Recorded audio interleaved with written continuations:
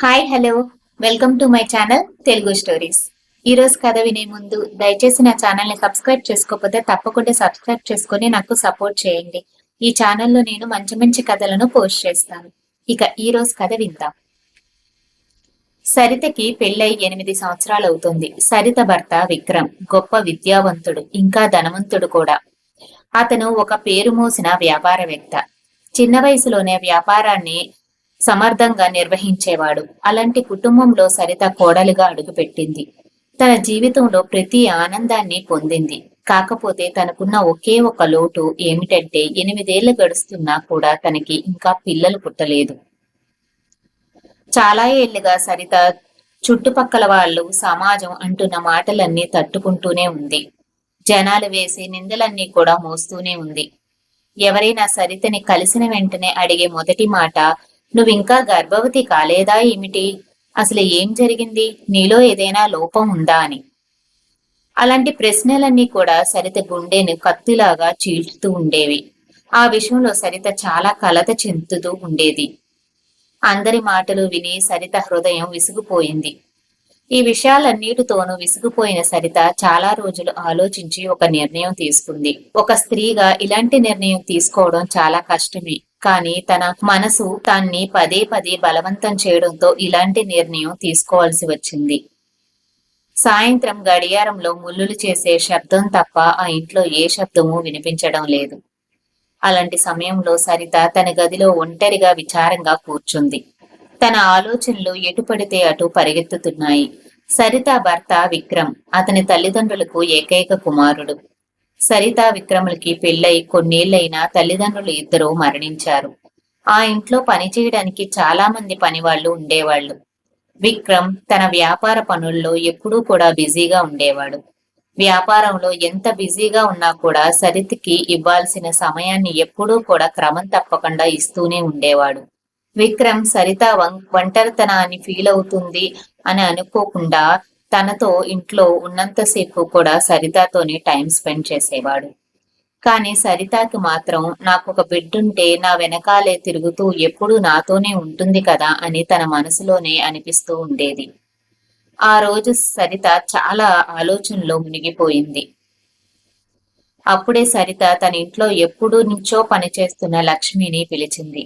లక్ష్మికి ఒక కూతురు కూడా ఉంది. తన కూతురికి 16 సంవత్సరాల వయసు ఉంటుంది. తన పేరు దీపిక. దీపికని సరిత చాలా ఇష్టపడేది.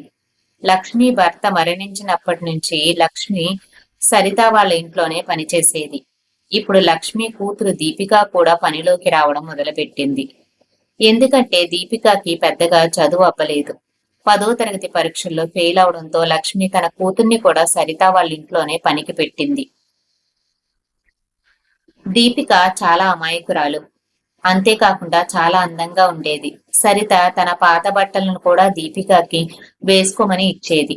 అంతేకాకుండా అప్పుడప్పుడు కొన్ని డబ్బులు కూడా ఖర్చుల కోసం ఇస్తూ ఉండేది. తన షాపింగ్ కి వెళ్ళినప్పుడల్లా దీపిక కోసం కూడా ఏదో ఒకటి కొని తీసుకొస్తూ ఉండేది. ఆ రోజు సరిత దీపిక గురించి ఒక విషయం మాట్లాడడానికి లక్ష్మిని తన గదిలోకి పిలిచింది. లక్ష్మితో సరిత, లక్ష్మి నువ్వు ఒకదానివే నా గదిలోకి రా, దీపికని తీసుకురావద్దు అని చెప్పగానే లక్ష్మి కొంచెం షాక్ అయింది. ఎందుకు నన్నొక్కదాన్నే పిలుస్తున్నారు అని అయోమయంలో పడింది.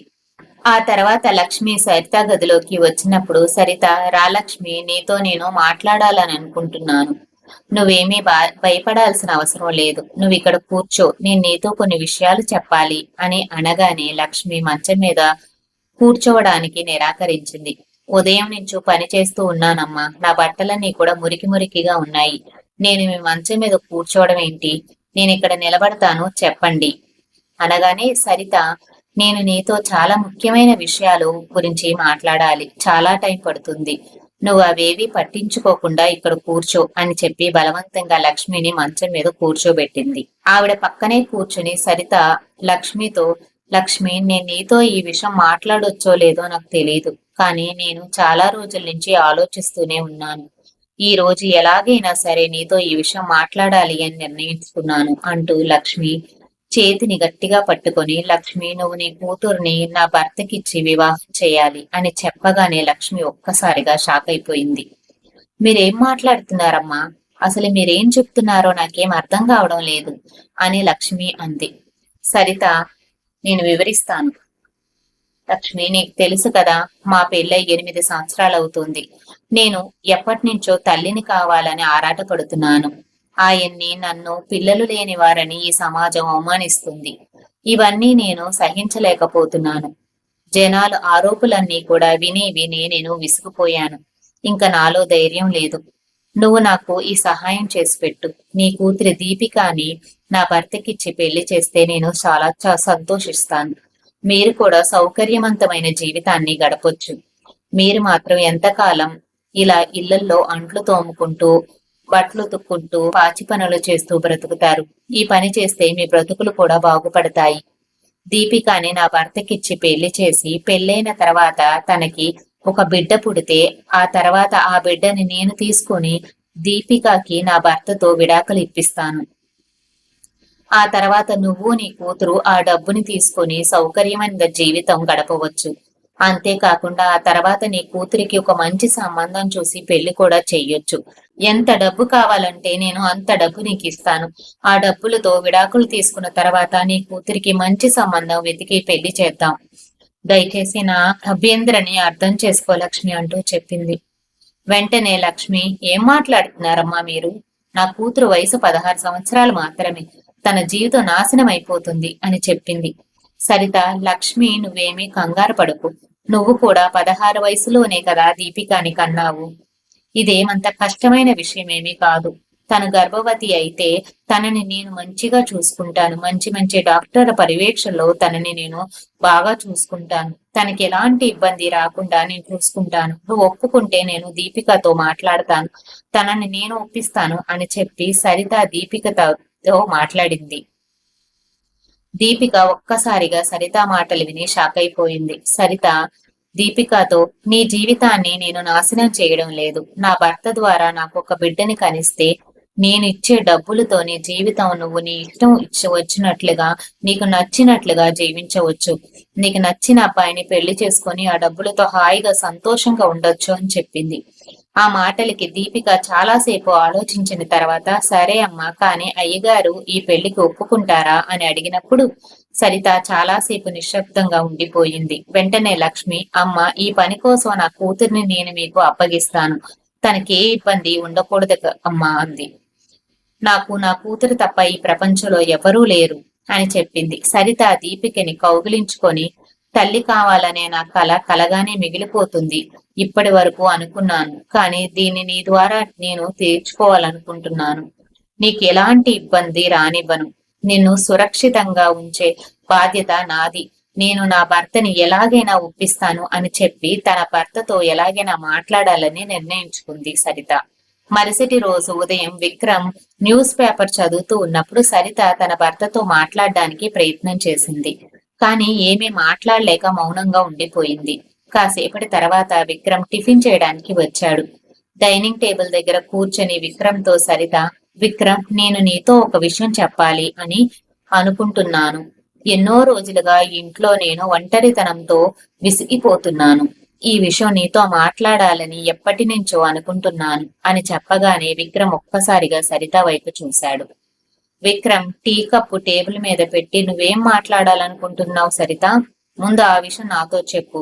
నువ్వేం మాట్లాడుకున్నా కూడా నిర్భయంగా నాతో మాట్లాడొచ్చు అంటూ సరితతో అన్నాడు. సరిత వెంటనే, నువ్వు మరొకరిని వివాహం చేసుకోవాలి అని నేను కోరుకుంటున్నాను అని చెప్పింది. టీ కప్పుని టేబుల్ మీద నుంచి తీసుకోబోతున్న విక్రమ్ ఒక్కసారిగా ఆగిపోయి తన వైపు చూసి, ఏంటి సరిత, నువ్వు జోక్ చేస్తున్నావా నాతో? నీకేమైనా పిచ్చి పట్టిందా అని కోపంగా అన్నాడు. నేను జోక్ చేయడం లేదు, అలాగని నాకు పిచ్చి పట్టలేదు అని సరిత అనింది. సరిత చెప్పింది, నేను కరెక్ట్ గానే మాట్లాడుతున్నాను. మీరు మరొకరిని పెళ్లి చేసుకోండి, వాళ్ళ ద్వారా పిల్లల్ని కనండి. నేను మన లక్ష్మీ కూతురు దీపిక ఉంది కదా, తననే మీకిచ్చి పెళ్లి చేయాలని అనుకుంటున్నాను అని చెప్పింది. విక్రమ్ కళ్ళు పెద్దవి చేసి సరిత వైపు చూశాడు. నువ్వు ఇవాళ ఎలాంటి విషయాలు మాట్లాడుతున్నావు? నువ్వు సరిగ్గానే ఉన్నావు కదా? నీకు ఒంట్లో బాగానే ఉంది కదా? అసలు నీకేమైంది అని విక్రమ్ అన్నాడు. సరిత, నేను బాగానే ఉన్నాను, ఆరోగ్యంగానే ఉన్నాను. కానీ తల్లిగా మారాలనే నా కోరిక రోజు రోజుకి నాలో పెరిగిపోతుంది. అందుకే మీకు రెండో పెళ్లి చేసి దీపిక ద్వారా మీ బిడ్డని కంటే ఆ బిడ్డని నేను చూసుకుంటాను అని చెప్పింది. ఆ పనికి లక్ష్మి ఇంకా దీపిక కూడా ఒప్పుకున్నారని సరిత చెప్పింది. విక్రమ్ కోపంగా, ఈ విషయానికి నేను ఒప్పుకోలేను. ఇలాంటి పిచ్చి పిచ్చి ఆలోచనల ముందు నువ్వు మానుకో అని చెప్పి అక్కడి నుంచి ముందుకు నడిచాడు. వెంటనే సరిత కోపంగా, ఏం మాట్లాడుతున్నారు మీరు? మీరు నా మాటల్ని ఖచ్చితంగా విని తీరాల్సిందే. మీరు మన పని మనిషి కూతుర్ని పెళ్లి చేసుకోవాల్సిందే అని చెప్పింది. విక్రమ్, ఏం మాట్లాడుతున్నావు సరిత నువ్వు? నేను ఈ సమాజంలో అందరూ గౌరవించే స్థానంలో ఉన్నాను. నేను ఒక పెద్ద వ్యాపారవేత్తని. నువ్వేమో నన్ను ఇలాంటి చిల్లరి పనులు చేయమని చెప్తున్నావు అని అన్నాడు కోపంగా. వెంటనే సరిత, ఏమండి అంటూ ప్రారంభించింది. విక్రమ్, నువ్వు ఎంత ఏడ్చినా నువ్వు అనుకున్నది మాత్రం జరగదు. నేను నిన్ని చాలా ప్రేమిస్తున్నాను. మనకి పిల్లలు లేకపోతే ఏమిటి? పిల్లలు లేకపోయినా నాకు పర్వాలేదు. కానీ నీ స్థానంలో వేరొకరిని నేను అసలు ఊహించుకోలేను. ఆ పని మనిషి కూతుర్ని నేను పెళ్లి చేసుకోవడం ప్రసక్తే లేదు అని చెప్పాడు. వాళ్ళిద్దరి మధ్య చాలాసేపు నిశ్శబ్దం నెలకొంది. విక్రమ్ కోపంగా ఆఫీస్కి వెళ్లిపోయాడు. సరిత ఏడుస్తూ గదిలోనే కూర్చుంది. తర్వాత రోజు ఉదయం సరితకి సూర్యుడు వెలుతురు కూడా కనిపించినంత చీకటి తన చుట్టూ ఉన్నట్లుగా అనిపించింది. తను అద్దం ముందు నిలబడి తన మొహాన్ని అద్దంలో చూసుకుంటూ ఉన్నప్పుడు తన కళ్ళ కిందంతా నల్లని వలయాలు, ముఖం మీద ముడతలు కనిపించాయి. నేను చాలాసేపటి నుంచి ఏడుస్తూనే ఉన్నాను. అందుకే నా ముఖం ఇలా అయిపోయింది. ఇప్పుడే నా కళ్ళను తుడుచుకుంటాను. నేను స్వయంగా ఒక నిర్ణయం తీసుకుంటాను. నాకు పిల్లలు కావాల్సిందే. ఈ పిల్లలు లేని గొడ్రాల జీవితం జీవించే కన్నా చచ్చిపోవడమే నాకు మేలు అని తనలో తానే మాట్లాడుకుంది. తన అల్మరా తలుపులు తెరిచి అందులో ఉన్న నిద్ర మాత్రలు తీసుకొని ఒక్కొక్కటిగా నోట్లో వేసుకుంది. ఆ తర్వాత తను తన గదిలో మంచం మీద పడుకొని కళ్ళు మూసుకొని నిద్రలోకి జారుకుంది. తను చాలా మత్తులో ఉంది. చిన్నగా విక్రమ్ అరుపులు ఎక్కడో వినిపిస్తూ ఉన్నాయి. విక్రమ్ తనని కారులో పడుకోబెట్టి హాస్పిటల్ కి తీసుకెళ్లడం తనకి మెల్లగా తెలుస్తుంది. పదే పదే విక్రమ్, సరిత సరిత అనే పిలుపులు వినటం తనకి వినిపిస్తుంది. సరిత, నిద్రపోవద్దు, స్పృహలో ఉండడానికి ప్రయత్నించు. నా మాటలు వినిపిస్తున్నాయా? మనం హాస్పిటల్ కి వచ్చేసాం అని అతను అరుస్తూనే ఉన్నాడు. ఆ తర్వాత డాక్టర్లు చాలాసేపు ప్రయత్నించిన తర్వాత, చాలా శ్రమించిన తర్వాత సరిత పరిస్థితి కాస్త మెరుగుపడింది. చాలాసేపటి తర్వాత తను చిన్నగా రెప్పలు కదిల్చి స్పష్టంగా చూడగలుగుతుంది. తన ముఖానికి ఆక్సిజన్ మాస్క్ ఉంది. తన భర్త తన బెడ్ పక్కనే కన్నీళ్లతో కూర్చున్నాడు. సరిత స్పృహలోకి రావడం చూసి విక్రమ్ సరిత చెయ్యి పట్టుకొని, సరిత, ఎందుకిలా చేశావు? నీకేమైనా జరిగితే నేను కూడా చచ్చిపోయేవాడిని. నువ్వు లేకుండా నేను బ్రతకలేను సరిత అని చెప్పాడు. సరిత, పిల్లలు లేని గొడ్రాల జీవితం నాకు వద్దు. నా భర్త మీరు. ఎందుకు మీరు నన్ను అర్థం చేసుకోవడం లేదు? అసలు మీరు నా బాధను ఎందుకు అర్థం చేసుకోలేకపోతున్నారు? మీరు నా ప్రతిపాదనను ఒప్పుకుంటే సరే, లేదంటే నేను ఈసారి నిజంగానే చచ్చిపోతాను. ఈసారి మీరు నన్ను రక్షించుకోగలరు, కానీ ఇంకోసారి మీరు నన్ను రక్షించుకోలేరు. ఆ అవకాశం నేను మీకు ఇవ్వను అని చెప్పింది. విక్రమ్ కోపంగా కొంతసేపు మౌనంగా ఉండిపోయాడు. సరిత, నువ్వు నన్ను ఎందుకు అర్థం చేసుకోవడం లేదు? నీకు పిల్లలు కావాలంటే మనం ఎవరినైనా దత్తత తీసుకుందాం. ఇప్పుడు నువ్వు చెప్పిన ఆ పెళ్లి చేసుకున్నాక నా పిల్లలు పుడతా గ్యారంటీ ఏమిటి? అయితే నేను నీ స్థానాన్ని వేరొకరికి ఇవ్వలేను అన్నాడు. అప్పుడు సరిత, మీరు నా స్థానాన్ని వేరొకరికి ఇవ్వాల్సిన అవసరం లేదు. నేను ఎప్పటికీ మీ భార్యనే. తన బిడ్డని కన్న తర్వాత తననికి డబ్బులు ఇచ్చేసి నేను తనని మన ఇంటి నుంచి పంపించేస్తాను అని చెప్పింది. సరిత మొండితనం విక్రమ్కి ఓడిపోయేలా చేసింది. సరే సరిత, నీ ప్రతిపాదన నేను ఒప్పుకుంటున్నాను అని చెప్పాడు. ఆ మాటలకి సరిత కళ్ళల్లో కూడా కన్నీళ్లొచ్చాయి. సరిత కూడా తన భర్తని ఎంతగానో ప్రేమిస్తుంది. తన స్థానంలో మరో వ్యక్తిని కూడా ఊహించుకోలేదు. కానీ బిడ్డల కోసం ఇవన్నీ చేయక తప్పడం లేదు. ఆ తర్వాత రోజులు మెల్లమెల్లగా కదిలాయి. విక్రమ్ దీపికని పెళ్లి చేసుకున్నాడు. ఆ రోజు విక్రమ్ దీపికని తన చేతులతో పట్టుకున్నప్పుడు, మంగళసూత్రాలు కడుతున్నప్పుడు సరిత కళ్ళు కన్నీళ్లతో నిండిపోయాయి. తన శరీరం వణుకుతుంది. అంతేకాకుండా తన ఆత్మ కూడా తనలో తానే బాధపడుతుంది. వాళ్ళిద్దరూ పెళ్లి చాలా సింపుల్ గా జరిగింది. కానీ ఆ పెళ్లి జరుగుతున్నప్పుడు విక్రమ్ మొహంలో ఆనందమే లేదు. విక్రమ్ సరితని ఎంతగానో ప్రేమిస్తున్నాడు. తనని తప్ప తన భార్యగా ఎవరిని ఊహించుకోలేదన్న విషయం సరితకి తెలుసు. మరోవైపు దీపిక కూడా నిశ్శబ్దంగా ఉంది. ఆ రోజు రాత్రి సరిత తన గదిలో నుంచి బయటికి వెళ్లే వేరే గదిలో పడుకుంది. తన భర్త గదిని వేరే అమ్మాయితో కలిసి ఉండటానికి అలంకరించి ఉన్నప్పుడు తన హృదయంలో ఒక వింత బాధ కలిగింది. సరిత తల్లిగా మారడానికి ఈ బాధని నేను అనుభవించక తప్పదు అని చెప్పుకుంది. తన బాధని తనలో దిగమింగుకొని ప్రయత్నిస్తూ ఉంది. వేరే గదిలో కళ్ళు మూసుకుని నిద్రపోవడానికి ప్రయత్నించింది. కానీ సరితకి ఆ రాత్రి అస్సలు నిద్ర పట్టలేదు. ఆ రాత్రంతా సరిత మేల్కొనే కూర్చుంది. ఉదయాన్నే తను బయటికి వచ్చినప్పుడు తనని తాను ఒంటరిగా భావించడం మొదలుపెట్టింది. నేనిప్పుడు ఒంటరిదాన్నయ్యాను. నా భర్త జీవితంలో మరో మహిళ వచ్చింది. ఎలాగైనా సరే నాకు తల్లిని అని అనిపించుకోవడే ముఖ్యం. ఒక బిడ్డని కలిగి ఉండడం ముఖ్యం అని అనుకుంది సరిత. టేబుల్ మీద టిఫిన్ రెడీగా ఉంది. కానీ సరితకి ఆకలిగా అనిపించలేదు. తను దీపిక గురించి మాత్రమే ఆలోచించటం మొదలుపెట్టింది. ఇప్పుడు ఆ అమ్మాయి నా భర్తకి భార్య అని ఆలోచిస్తూ వాళ్ళ గది వైపు వెళ్లి సరిత చూసింది. సరిత వాళ్ళ గది తలుపులు తెరిచి లోపలికి వెళ్ళినప్పుడు దీపిక జుట్టు చెరిగిపోయి ఉండటం తను చూసింది. ఆ రోజు రాత్రి చాలా జరిగినట్లు తనకు అనిపించింది. సరిత దీపిక కళ్ళల్లోకి చూసినప్పుడు తన కళ్ళల్లో తక్కువ నిద్ర, ఇంకా ఎక్కువ ప్రశ్నలు తనకి కనిపించాయి. రాత్రి ఏం జరిగింది, అంతా బాగానే ఉందా అని సరిత దీపికని అడిగినప్పుడు దీపిక, సార్, ఆయన నన్ను కనీసం తాకను కూడా తాకలేదు. ఆయన రాత్రంతా నిద్రపోతూనే ఉన్నారని చెప్పినప్పుడు సరితకి చాలా కోపం వచ్చింది. తన మనసులో చాలా బాధ అనిపించింది. నా మాటలకి తల వంచినట్టే వంచి ఇలా చేస్తావా విక్రమ్ అని సరిత మనసులోనే అనుకుంది. దీపిక తనలో ఇంకా మాట్లాడుతూనే ఉంది. ఆ మాటలన్నీ సరిత ఏమీ వినాలని అనుకోలేదు. తను నిశ్శబ్దంగా తన గదిలోకి తిరిగి వచ్చి గది లోపల లాక్ చేసుకుంది. విక్రమ్ మీద తనకి చాలా కోపం వచ్చింది. నేను తల్లిని కావడానికి ఎన్నో త్యాగాలు చేశాను.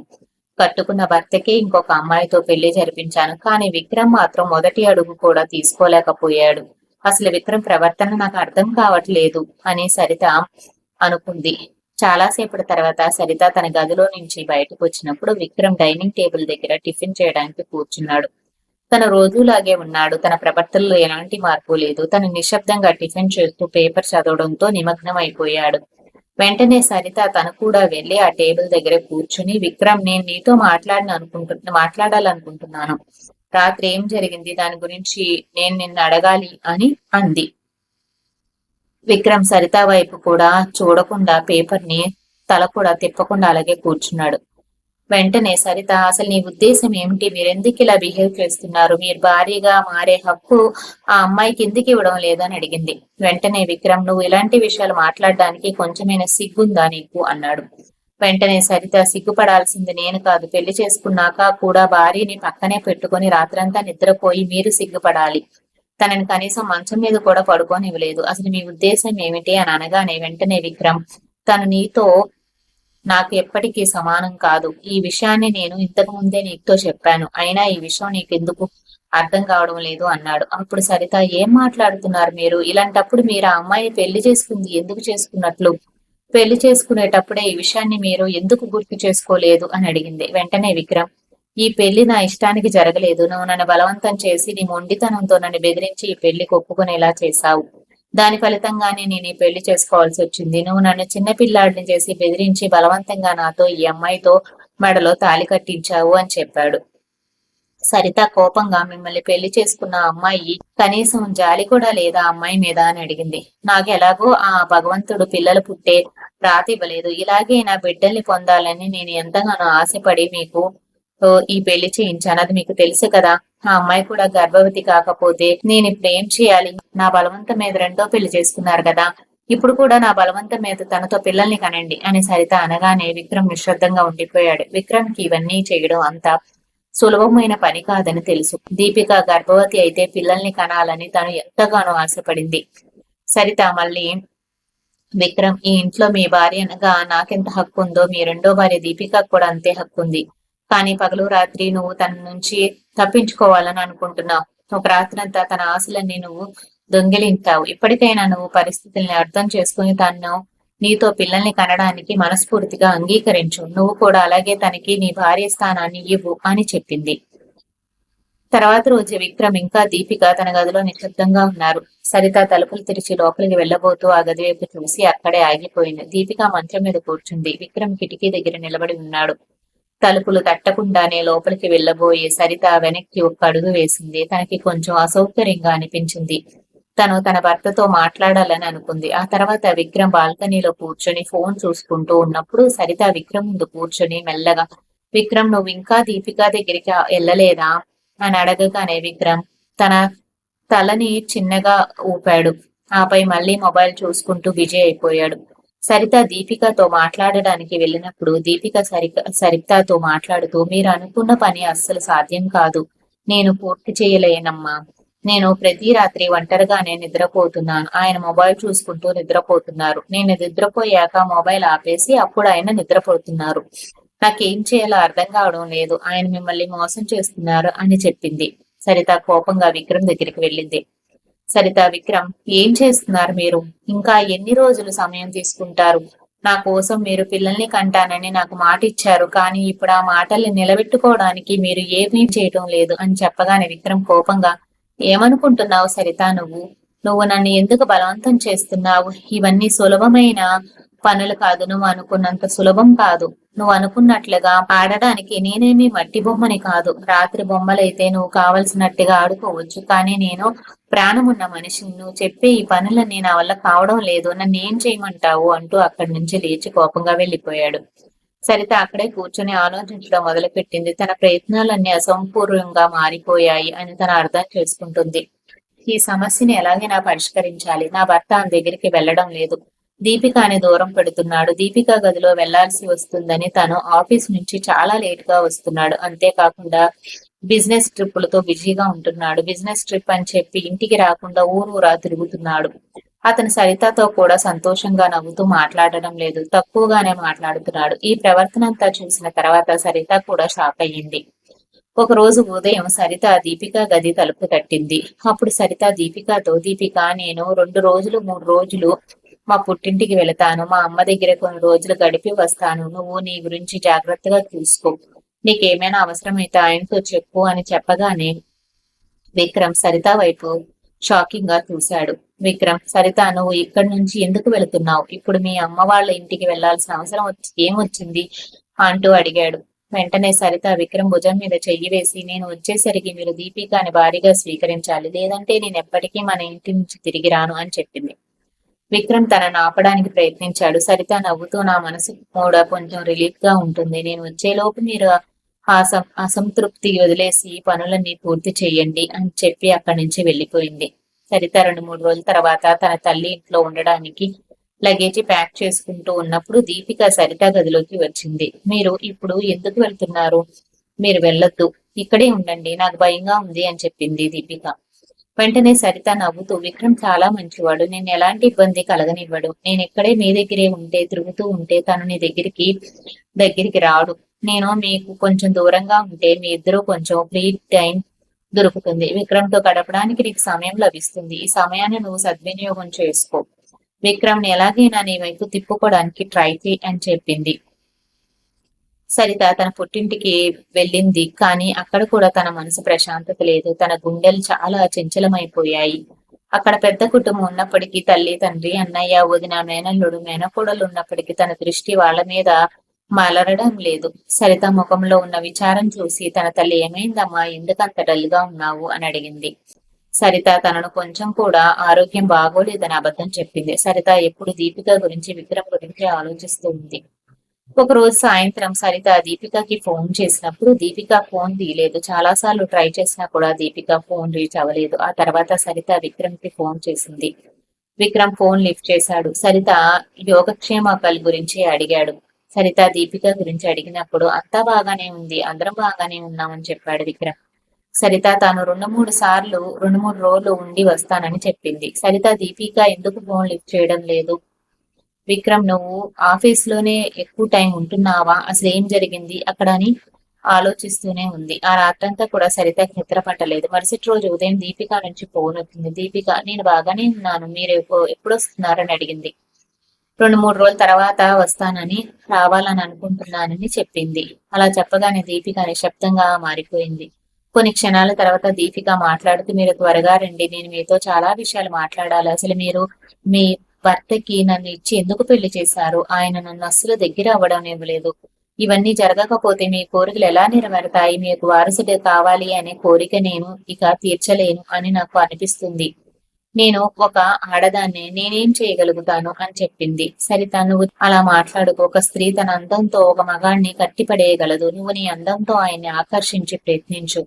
ఆయన నీతో మాట్లాడడానికి, నీ దగ్గర అవ్వడానికి వీలుగా ఉండేలాగా వాతావరణం నువ్వే కలగచేయి. నువ్వు ధైర్యం కోల్పోవద్దు అని చెప్పింది. నేను నీకు మీ అమ్మకి ఇచ్చిన ఆఫర్ గుర్తుంది కదా. నువ్వు గనక ఈ పని పూర్తి చేయలేకపోతే, నా కోసం ఒక బిడ్డను కనివ్వలేకపోతే నేను మీకు డబ్బులు ఇవ్వను అని చెప్పి సరిత ఫోన్ పెట్టేసింది.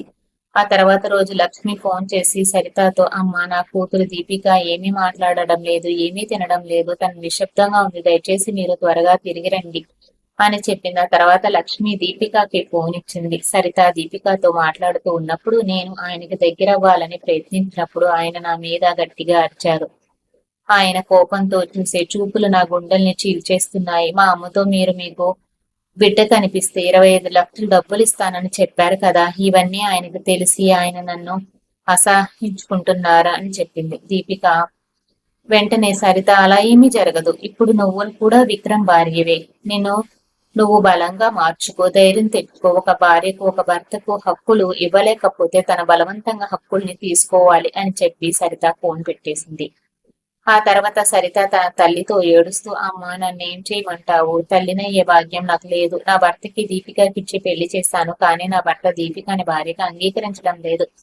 తల్లినవ్వాలనే నా కోరిక ఇంకెలా తీరుతుంది చెప్పు అని బాధపడింది. తర్వాత రోజు ఉదయం సరితకి దీపిక ఫోన్ నుంచి ఫోన్ వచ్చింది. దీపిక భయంగా, మేడం, మీరు త్వరగా రండి, లేదంటే మీ భర్త నన్ను చంపేస్తారని చెప్పింది. ఏం జరుగుతుంది అన్న భయంతో సరిత ఉన్న పలంగా ఇంటి నుండి బయలుదేరింది. సరిత ఇంటికి వెళ్లేసరికి గుమ్మంలో తన భర్త విక్రమ్ కనిపించాడు. ఇంట్లోకి వెళ్లి చూస్తే ఇంట్లో దీపిక లేదు, లక్ష్మి కూడా కనిపించలేదు. దీపిక గదిలోకి వెళ్లి చూసింది. అక్కడ తన అలమర అంతా ఖాళీగా ఉంది. సరిత పరిగెత్తుకుంటూ విక్రమ్ దగ్గరికి వచ్చి, విక్రమ్, దీపిక ఏం చేశావు? తను ఎక్కడికి వెళ్ళింది అంటూ కంగారు పడి అడిగింది. విక్రమ్ ఎలాంటి సమాధానం చెప్పలేదు. పని మనుషుల క్వార్టర్స్ కి వెళ్లి ఆరా తీస్తే మిగిలిన పనివాళ్లు లక్ష్మి, దీపిక అక్కడి నుంచి వెళ్లిపోయారని చెప్పారు.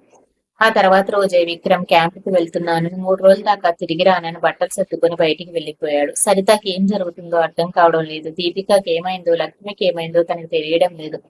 వాళ్ళ ఫోన్ చేస్తే నాట్ రీచబుల్ అని వస్తుంది. ఇవన్నీ ఆలోచించి సరిత ఆరోగ్య పరిస్థితి దిగజారిపోయింది. చాలా జ్వరం వచ్చింది.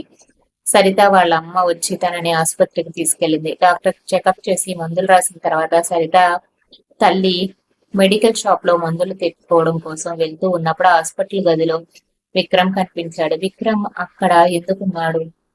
క్యాంపుకు వెళ్తానని బట్టలు సర్దుకొని వెళ్ళిన వాడు అక్కడేం చేస్తున్నాడు అని ఆలోచించి అక్కడే నిలబడింది సరిత. ఆ తర్వాత విక్రమ్ తన చిన్ననాటి స్నేహితుడైన డాక్టర్ తో మాట్లాడుతూ ఉన్నాడు. విక్రమ్, నేను చాలా కలత చెందుతున్నాను. నా భార్యకి ఈ విషయం చెప్పలేక నా భార్య పిల్లల కోసం నాకు 2వ పెళ్లి కూడా చేసింది. చాలా కష్టం మీద ఆ అమ్మాయికి డబ్బులిచ్చి ఇంట్లో నుంచి నేను బయటికి పంపించేశాను. నాకు పిల్లలు పుట్టే అవకాశం లేదని తనతో ఎలా చెప్పాలి? చాలా రోజులుగా నేను ఈ రహస్యాన్ని దాచిపెట్టాను. ట్రీట్మెంట్ ద్వారా నాకు పిల్లలు పుట్టే అవకాశం ఉంటుందని నువ్వు నాతో చెప్పావు కదా. 3 నెలల నుంచి నేను మందులు వాడుతూనే ఉన్నాను కదా. ఇది ఎప్పుడు సాధ్యమవుతుంది అని అడుగుతున్నాడు. వెంటనే ఆ డాక్టర్, నువ్వు చాలా రోజుల నుంచి నీ భార్యతో అబద్ధాలు చెప్తున్నావు. అబద్ధాల మీద సంబంధాలు కూడా ఎప్పుడూ నిలబడవు. నీ భార్యతో నువ్వు నిజం చెప్పు. నువ్వు తనని ఎంతగానో ప్రేమిస్తున్నావు కదా. తను నిన్ను కాకపోతే ఎవరిని అర్థం చేసుకుంటుంది అని చెబుతూ ఉన్నప్పుడు మాటలు విన్న సరిత తన కళ్ళ కింద నేల జారిపోయినట్లు అనిపించింది. తన జీవితాన్ని ఎవరో పిడికిలతో తీసుకుని నొక్కుతున్నట్లుగా అనిపించింది. తన భర్త తన్ను ఇంత మోసం చేశారాలో అని ఆయన గురించి అనుకుంటోంది. కానీ లోపం నాలో ఉందని ఇన్ని రోజులు నేను అనుకుంటున్నా ఉన్నాను. అయినా సరే ఈ విషయం నాతో ఇన్ని రోజులు ఆయన ఎందుకు చెప్పలేదు అని సరిత చాలా కోపంగా అనుకుంది. తను కోరుకుంటే ఈ సమయంలోనే ప్రశ్నించగలదు, కానీ ఏమీ మాట్లాడకుండా మౌనంగా ఉంది. సమయం వచ్చినప్పుడు అన్ని బయటకు వస్తాయి అని తన తల్లిని తీసుకొని ఇంటికి తిరిగి వచ్చేసింది. గదిలో కూర్చొని సరిత ఏడవడం మొదలుపెట్టింది. ఇన్నాళ్ళుగా అందరి మాటలు పట్టాను, గుళ్ళు గోపురాలు తిరిగాను, వ్రతాలు పూజలు చేశాను, కానీ లోపం ఆయనలో ఉంది. నేనేం చేయగలుగుతాను? దీపికని ఆయనకిచ్చి పెళ్లి చేసినప్పుడైనా ఆయన నాతో ఈ విషయం చెప్పలేదు అని ఏడుస్తూ 3 రోజుల తర్వాత విక్రమ్ ఇంటికి తిరిగి వచ్చాడు. సరిత విక్రమ్తో ఏమీ మాట్లాడలేదు. విక్రమ్ మౌనంగా సరిత దగ్గరికి వెళ్లి తన పాదాల దగ్గరే కూర్చొని, నన్ను క్షమించు సరిత, నేను నిన్ను చాలా మోసం చేశాను. పిల్లలు పుట్టపోవడానికి లోపం నాలోనే ఉంది. ట్రీట్మెంట్ తీసుకుంటూనే ఉన్నాను. పిల్లలు పుట్టే అవకాశం నాకు కూడా ఉంటుందని డాక్టర్లు చెప్పారు. కానీ కొన్ని రోజులు ఈ విషయం నీతో చెప్పకుండా దాచిపెట్టాను. నిన్ను జనాలందరూ కూడా గొడ్రాలు అని నిందిస్తూ ఉంటే నేను చూసి ఊరుకున్నాను. ఇప్పుడు నా వల్ల దీపిక జీవిత నాశనం అవ్వకూడదని తనకి నువ్వు ఇస్తానన్న డబ్బులన్నీ ఇచ్చేసి వాళ్ళని ఇక్కడి నుంచి పంపించేశాను. నన్ను క్షమించు మనకి ఖచ్చితంగా పిల్లలు పుడతారు. ఒకవేళ పుట్టకపోయినా పర్వాలేదు. మనం ఎవరినైనా దత్తత తీసుకొని పెంచుకుందాం. ఈ విషయాన్ని నీ దగ్గర దాచిపెట్టడం నా తప్పే అని కన్నీళ్లతో చెప్పాడు. ఆ తర్వాత సరిత ఆ పరిస్థితులను అర్థం చేసుకుంది. మగాడు అవ్వడం వల్ల విక్రమ్ తన లోపాన్ని బయట పెట్టుకోలేకపోయాడు. అందుకనే అతను ఇష్టపడలేదు. తన భర్తని అర్థం చేసుకుని తన మౌనంగా ఉంది. ఒక బిడ్డను దత్తత తీసుకుని విక్రమ్, సరిత పెంచుకోవడం మొదలుపెట్టారు. ఆ తర్వాత కొన్ని నెలలకి సరిత గర్భవతి కూడా అయ్యింది. సరితకి ఆ తర్వాత ఒక కొడుకు కూడా పుట్టాడు. ఇప్పుడు సరిత 2 బిడ్డల తల్లి అయ్యింది. సమాజంలో చాలా మంది మగవాళ్ళు లోపం తమలో ఉన్న ఆడవాళ్ళ మీద ఉంచారు. అసలు ట్రీట్మెంట్ తీసుకోకపోవడానికి కూడా ఇష్టపడడు. కానీ విక్రమ్ తన భార్య దగ్గర నిజాన్ని ఒప్పుకొని పరిస్థితుల్ని కరెక్ట్ చేసుకున్నాడు. ఇప్పుడు సంతోషంగా తన కుటుంబాన్ని గడుపుతున్నాడు. ఇదండి ఈ రోజు కథ. ఈ కథ మీకు ఎలా అనిపించింది? కథ నచ్చితే ఒక లైక్ చేయండి. అలాగే నా ఛానల్ ని సబ్స్క్రైబ్ చేసుకోండి. ధన్యవాదాలు.